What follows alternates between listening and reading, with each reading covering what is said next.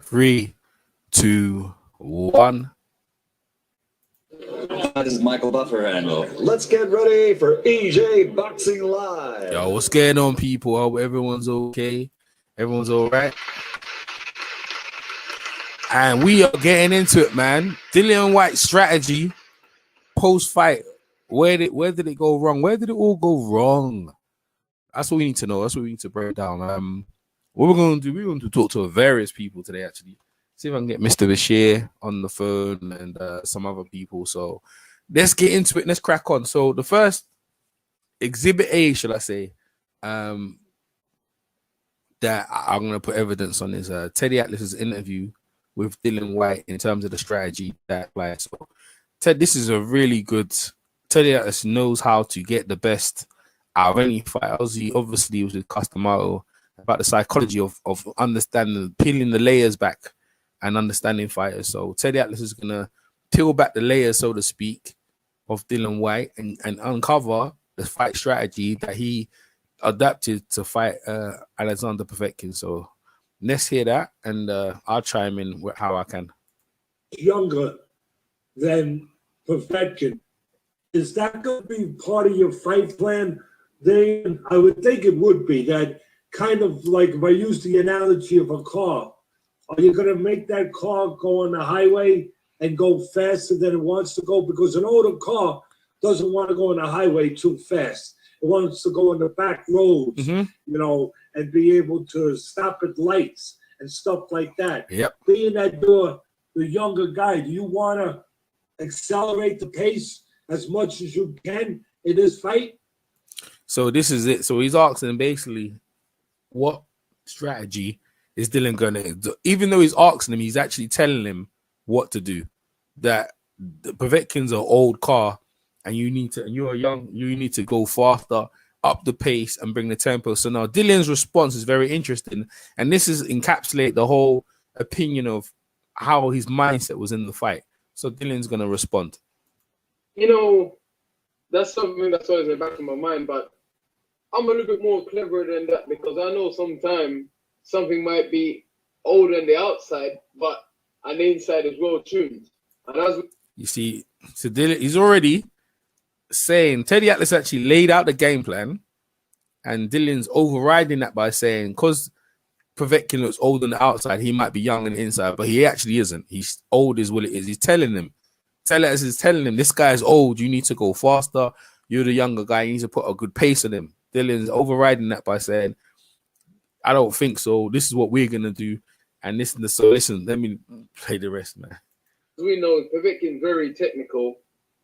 And as we've seen his last fight, he's still got a lot in the tank, and he comes on strong.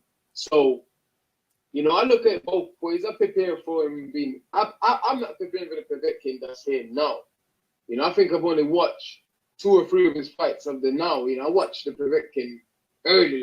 The early one where he's plowing the likes of Asin Rahman, all those guys plowing them over, Cedric Boswell, you know, beating all those guys up, you know, when he's sharp and he's strong.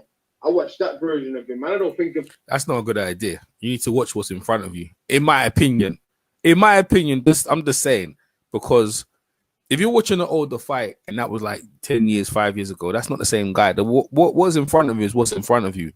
The last fight with Hunter, you know, Hunter exploited him because he was younger, faster hands, and he busy, even though he didn't have the power because he was moving up from cruiserweight. He got a draw. I actually thought he beat Povetkin. That should be realistically the game plan. That's what Teddy Atlas was saying of what you should do to an older guy. But Dillian's saying he's watching older footage, which is, it's not a good idea. But, you know, this is what he's doing. I disagree that, you know, if you're a trainer, you want to watch your fight, you want to watch the current footage and base your game plan on what you see currently, not what you see in the past. So, but I understand as a fighter, you want to expect the best, but at the same, because this is the most dangerous fight of his career, and I can understand that, but you have to be current. And I mean, this is after the fact, isn't it? And you're a fighter, you need to get yourself in the best shape. You can't, and I think you're really looking at you don't want to underestimate the guy, but the thing is, you don't want to over respect the guy. That's important as well. Over respect him. So let's hear some more. Of him as, oh yeah, you know, and times has changed. Heavyweights now is going on till long. Look at George Foreman. Look at Evander Holyfield. You know, Evander Holyfield knocked out Franz Boko when he was 48 years old. You know, and he gave Nikolai Valiev a run for his money when he was almost 50. George Foreman knocked out Michael Moore. So for me, I'm going to rev the engine high, but I'm going to use my skills. I'm prepared for wherever he wants to go, whatever he wants to do. I'm prepared. You know, I'm prepared to do whatever he wants. If he wants to have a technical fight, because for me, I'm still learning. So if I can technically outclass him and beat him up at the same time, that would be good for me. See, so now it's about ego. It's about ego. So you're going to dismiss what the guy's done in his amateur career, in his professional career, and then you're going to beat him at his own game. Danger, Will Robertson, danger. That lies right there. That's danger. Like, you stay away from that stuff, right? You stay away from that stuff. You go to your strengths. So you're trying to outbeat him at his own game. That's danger. That's overly confident. That's disrespectful to what's in front of you. And this therein lies the game plan. I mean, this is exclusive breakdown footage and not footage, breakdown footage and information into the strategy of the game plan of where it went wrong. Absolutely no. You're not trying to out strategy someone who has more been to the Olympics and the World Games. But I can understand Dillian trying to build the bridge, but you have to go to your strengths and stick to your strengths of being younger, faster. Guy, Telly Atlas has said already. He's actually laid it out what you should do. So Dillian wants to outshine him and beat him in his own game to boost his own self-esteem and his own confidence. If he can do that, he'll feel good about himself rather than get the victory as quick as possible and get out of there against a dangerous guy, which you should be doing. My man main boxing biker, what's going on? Yeah. Regarding to the count that in the first fight against Fury Wilder, the referee, automatically didn't even give Dillian a chance to count. But why would you know that? The fight's over, but they gave Fury a count. I agree with that. But that's the referee's judgment, and people want a bit of consistency in that. And the referee made a judgment in America and Vegas, and they let that go. He looked down at Dillian. Dillian's neck was resting on the bottom rope.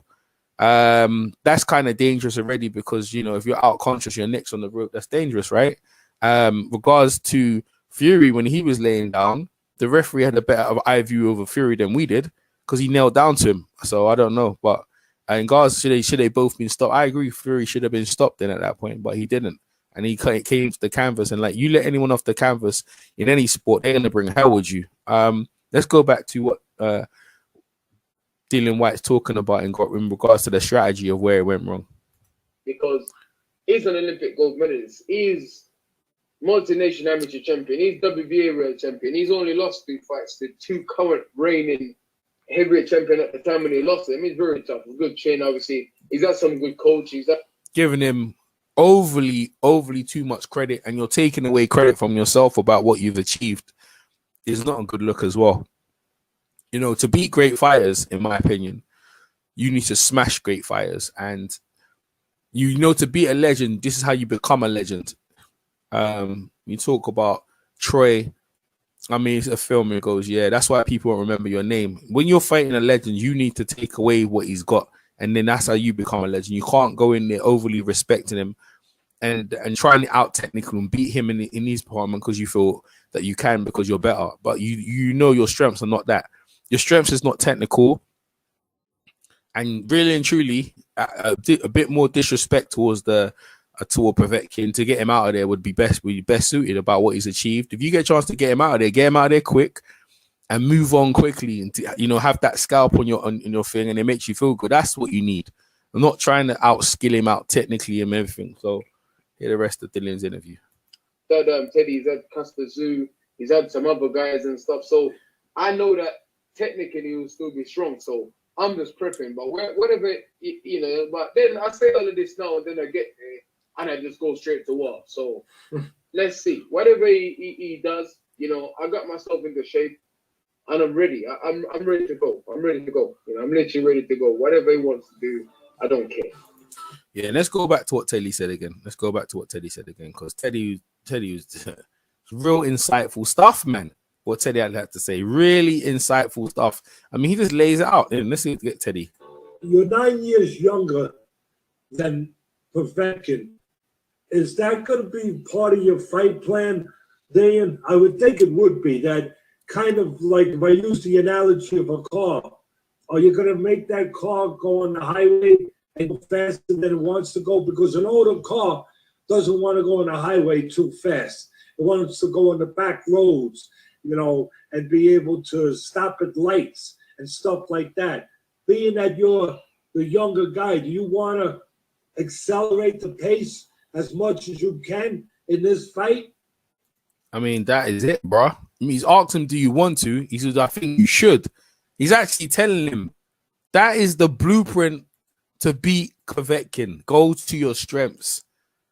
Go to your strengths, man. Go to your strengths. And this is why he probably this is probably why he was cautious. Even though he knocked him down, they said be even more cautious that he's going to come back. And because he was thinking about cautiousness, he forgot about his offense and he got caught. All right, let's try and get some interviews in. I haven't lined up Jonathan Banks and I haven't lined up Mr. James Bashir. I'm just going to try and catch them offhand. If I catch them, that'd be great. If I don't, then fine. We're going to try. Tell you how this breakdown with Dillian Whyte is some great insight into what was going through into the fight camp and you know, a lot of people say you don't need to change anything. You know what he was doing right. You just got caught by a lucky punch, but it's not a lucky punch, man. That wasn't a lucky punch.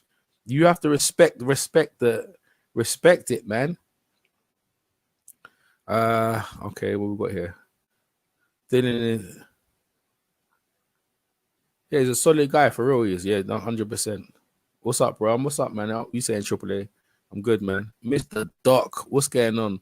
When you break it down like Vin and scoring these two knockdowns, probably gave Dillian Whyte a false sense of confidence. Then he chose the right tactics. He chose to be cautious and they're trying to save what you have, but you sometimes when you see someone, you have to go for it.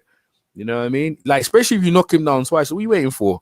What are you waiting for? Christmas? No, bro. Like, you won that. You better take him out quick. You don't get, you know what? Hey, another saying in boxing, nigga, the last thing to go is a guy's punch, right? That's what they say, yeah? But also, yeah, if you don't get paid for overtime, what about that? Remember that one? That was the best saying ever. I don't get paid for overtime. If I'm going to get him out, I can go home to my family. That's what's up, man. Yeah, that's what you should be thinking about. Like, look, he wasn't showing that he was breaking down despite you hitting him. Like, you showed you got the power. Like, so you should have just stomped on him. We try and get some interviews in there, man.